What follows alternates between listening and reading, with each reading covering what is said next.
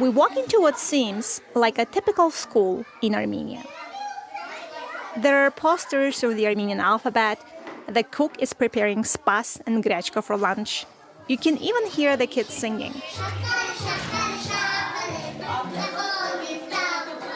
The school serves kids from kindergarten to 9th grade. Քանուն ինչ է։ Արինա։ Արինա, քանի տարեկան ես։ 5 When we meet the principal, Eriknaz Avakyan, we of course get offered coffee.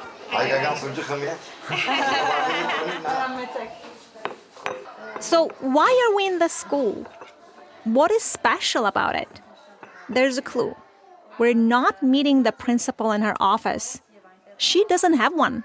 Her desk is in the hallway because this school barely has enough space. Ես երևի աշխարհի միակ դպրոցի տնօրենն եմ, որ ուրախանում եմ, որ դպրոցի աշակերտները պակասում են։ Eriknaz says that she's probably the only principal in the world who gets happy when children leave the school. She wants the students to return home to Armenia because we aren't in Armenia. It's neat here in Eastern Armenian, right? We're in a country that many Armenians avoid, Turkey. We're in the middle of Istanbul, just a 5-minute walk from the Grand Bazaar. This school is called Hrant Dink School. It is specifically for migrant families from the Republic of Armenia, people who moved here for work. They've built a slice of Armenia over 1,000 kilometers away from home. One of the teachers here is Lilith Bogosyan. Եվ տարեց տարի, երբ որ մենք փոքր Հայաստան ենք անվանում դպրոցին, հավատացնում եմ ձեզ, իրականությունից ավելին է։ She says that they call the school Little Armenia, and it really is. Along with her coffee, Principal Eriknaz offers us chocolates from Armenia. Հայաստանից շոկոլա ունեք։ It's one of the many things that feels so natural here, but is in fact so odd. If you were suddenly teleported here, you would have no idea that you weren't in Armenia. There's probably no other place in Turkey where you can say that. And this school is underground in 2 different ways. First, it's not an official school in Turkey, meaning it's not recognized by the government. But also, it's literally underground. We're in the basement of a 200-year-old Armenian church. The only natural light is from these tiny windows high on the wall that look up onto the street. Eriknaz and the families who attend the school are part of this specific community who moved here for work. They aren't well known, even to other Armenians. But their story really gets at what it means to be an Armenian living in Turkey, a country that so many Armenians are indigenous to, but where they're literally pushed underground. Welcome to Country of Dust, Stories of a Changing Armenia. This episode, The Underground School. I am Gohar Khachatryan.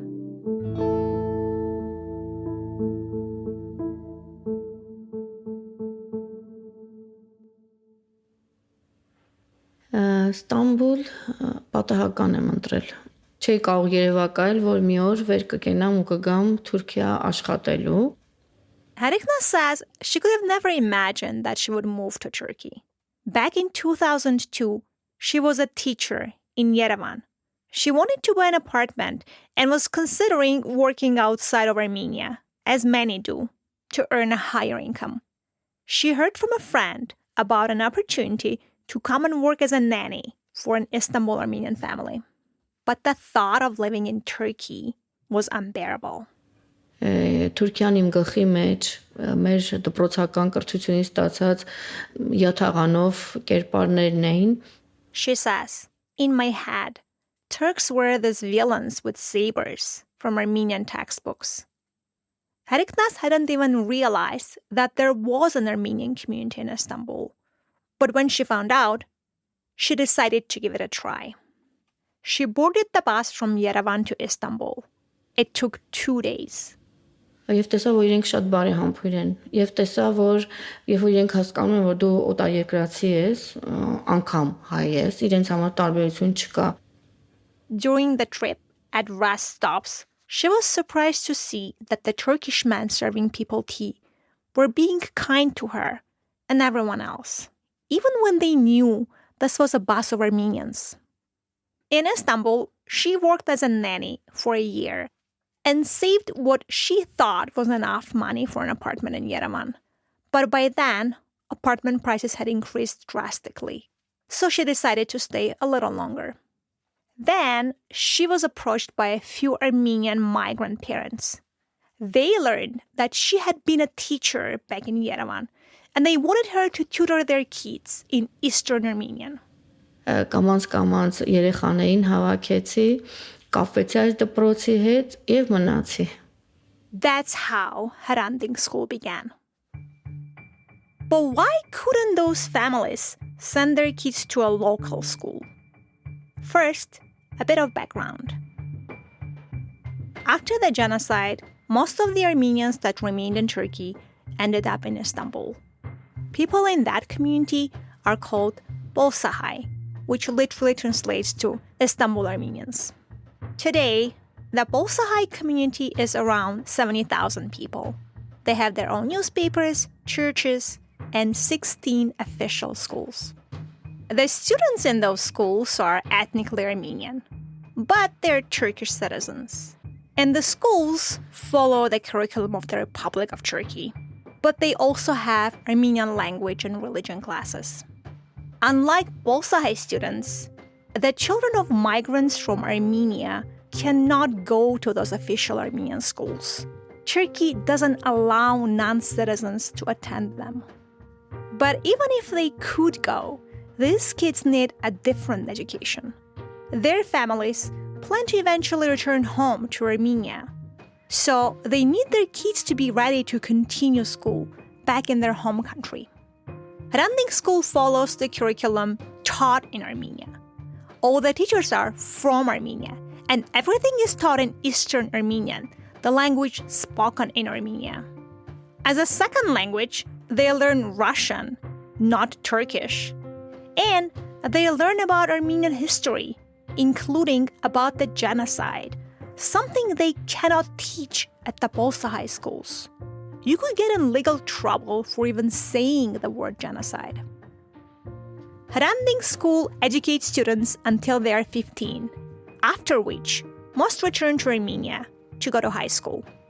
So, for Armenian migrant parents who want their children to finish their education back home, there's only one school in Turkey that does that, Hranding School. In those early days, Eriknas had students, but she needed a space. The pastor of the Armenian Protestant church offered her a room in the basement. Eriknas went to check it out. Հետո երբ որ բացեցին դուռը ու ես տեսա այնտեղ մաճակալ, հեռուստացույց, սեղան, տնական ձևով մի տեսակ վարանեցի։ When she opened the door, instead of seeing the classroom she expected to see, she saw a bed, a TV, and a table. It was a living room. The church was housing new migrants. Ասացի, որտեղ է դպրոցը։ She asked, "Where's the school?"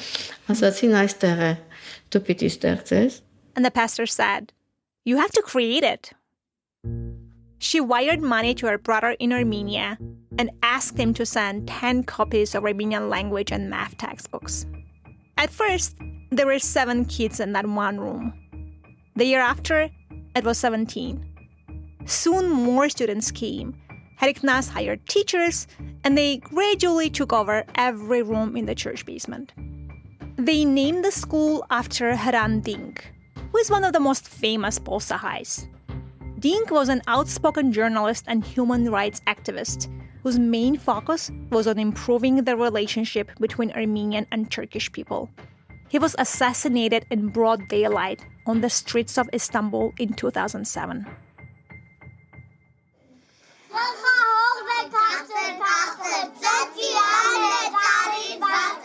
Now they have half a dozen tiny classrooms.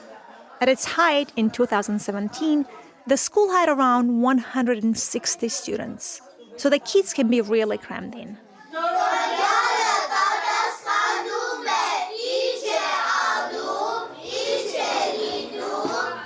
And it isn't just a lack of space. There are other issues as well. Եվ տարիներ առաջ երբ երեխաներին տանում էի բժշկի, բոլոր երեխաները երկաթի պակասություն ունեին, D վիտամինի պակասություն ունեին։ For example, Erigna says that because they're underground, all the students have vitamin D deficiencies. When she went to the pastor and said, Մենք արև ենք ուզում։ "We want sunlight," he replied, Հերիքնաս ինչ ունեմ տվել եմ քեզ, արևուր կետամ։ "Erignas, I've given you everything I can. How am I supposed to give you sunlight?" The families who send their kids here came to Turkey for the same reason that Heriknas initially did, to make money. Հիմնականում տներն են աշխատում, ոչ միայն հայերի, այլև թուրքերի։ Women often work as nannies or maids, cleaning the homes of Bolsahai or Turkish families. And many migrants work in factories, making bags or clothing. It's hard to know the exact number of Armenian migrants in Istanbul, but estimates are around 10 to 30,000. Many of the students at Hranding school were either born in Istanbul or came when they were very young. For them, Armenia is a country that they only know from afar. But the school makes sure the students understand that it is their homeland, and they encourage them to return to Armenia and contribute to their country. But right now, they are here. And Heriknas and everyone else involved with the school have to deal with running an underground Armenian school inside of Turkey.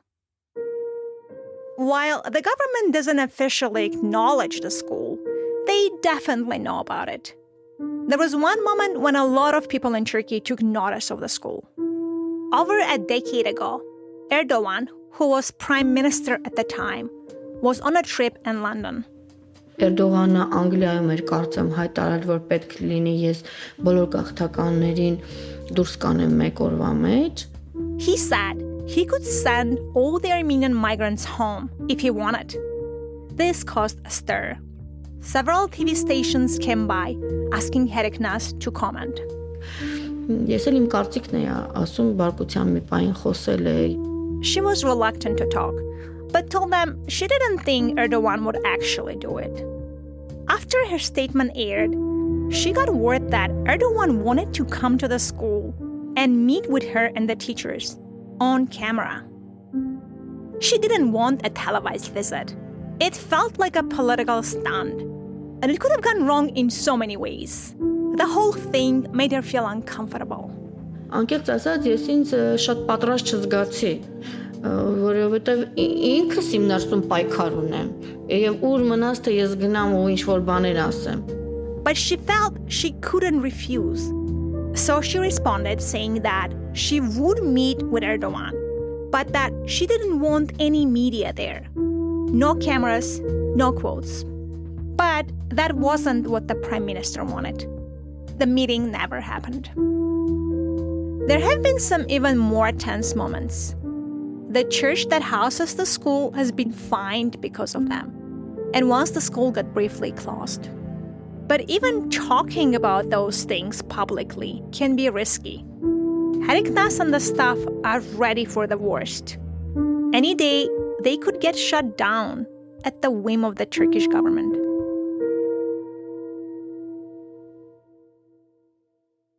It isn't just hard to run an Armenian school in Turkey. It's also hard to be away from home, especially when Armenia is struggling. Պատերազմի օրերը շատ ծանր օրեր էին, ոչ միայն այն պատճառով, որ այնտեղ գտնվում էին իմ հարազատները. Heriknas used to have hopes that the relationship between Turkey and Armenia could improve. But then the 2020 Artsakh war broke that. Turkey was heavily supporting Azerbaijan. Meanwhile, her brother and nephew were on the front lines. We asked her, Պատմեք այդ օրերում լինել Հայաստանցի Թուրքիայում ինչպես էր։ How did she feel being in Turkey during the war? Heriknas paused for a long time.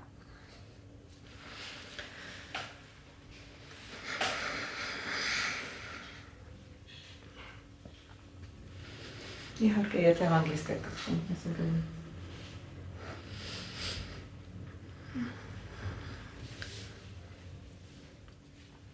Շատ ծանր էր, շատ։ Եվ երբ որ մենք պաշտպանվում ենք, որ ինչ են, մեզ մեղադրում, որ մենք Թուրքիայում ենք, այդ օրերին մենք ինքներս էինք դատապարտում մեզ, մենք ինչ գործ ունենք այստեղ, ինչու ենք մենք այստեղ։ She says, Armenians always blame us for living in Turkey. But when the war broke out, now even I started questioning, what was I doing here? She wasn't the only one who felt that way.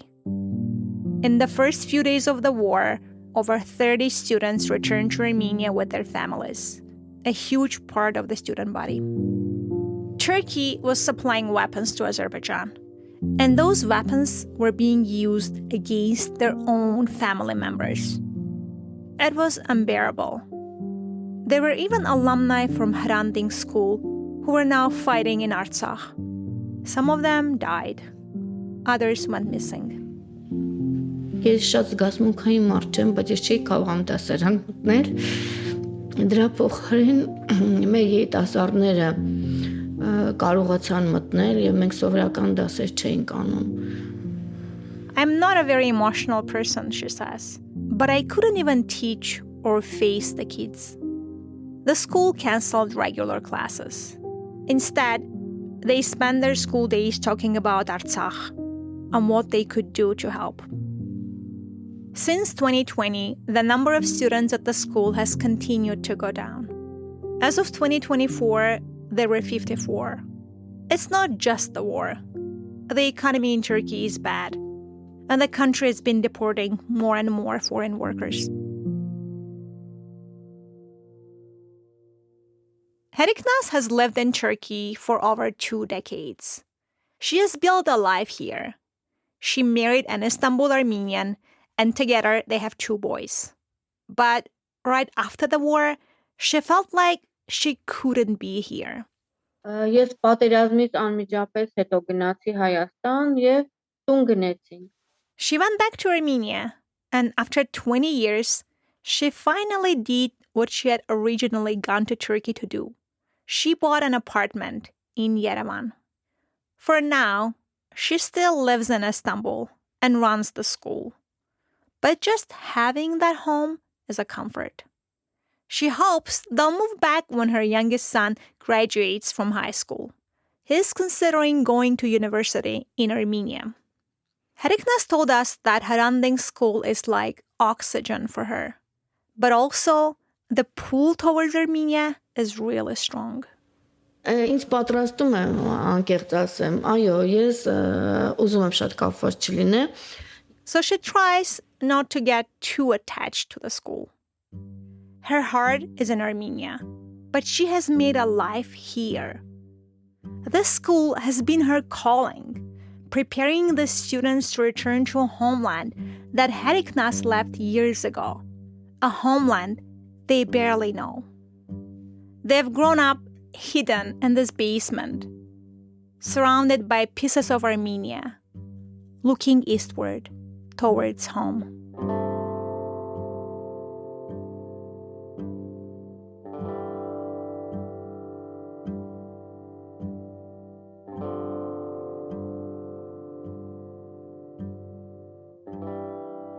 In our next episode, we are going to follow one of the students from Hranding School. Hasmik moved to Istanbul when she was just 2 years old. Here's a recording from back when Hasmik was 5, with her mom asking her if she wants to go back to Armenia, if she remembers it. Իսկ դուք ուզես գնանք մենք մեր երկիր։ Հիշում ես։ Չեմ հիշում, դա ոչ մի բան։ Hasmik says, I don't remember anything. At 15, she left her family in Turkey and moved back to Armenia, to a country she had almost no memory of. It should have been a homecoming, but a lot of people were angry at her just because of where she grew up. Hasmik has this unique perspective on both Armenia and Turkey, but she is caught between the two. That's on our next episode.